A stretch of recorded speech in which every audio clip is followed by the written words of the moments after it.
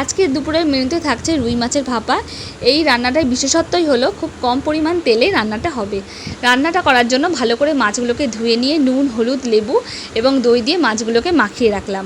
এরপর এই মাখানো মাছগুলোকে একটা ভালো বাটিতে আমি তুলে রাখলাম।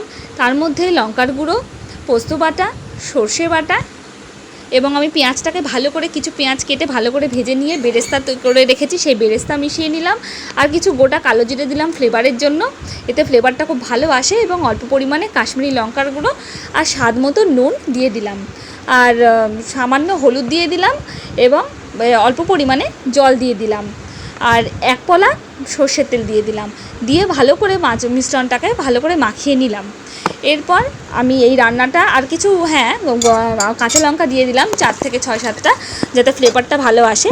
আর রান্নাটা আমি কুকারে করব, আর সেই জন্য আমি কুকার নিয়ে নিলাম, একটা স্ট্যান্ড রাখলাম, অল্প পরিমাণে জল দিলাম, জলে তেল দিয়ে দিলাম 1-2 ফোঁটা, যাতে জলটা বাইরে না আসে। এবং হাই আছে 4 থেকে 5টা হুইসেল দিয়ে আমার রান্নাটা পুরোপুরি রেডি হয়ে গেল। রুই মাছের ভাপা আপনারা অবশ্যই বানিয়ে দেখবেন, খুব খেতে খুব টেস্টি, দারুণ ছিল।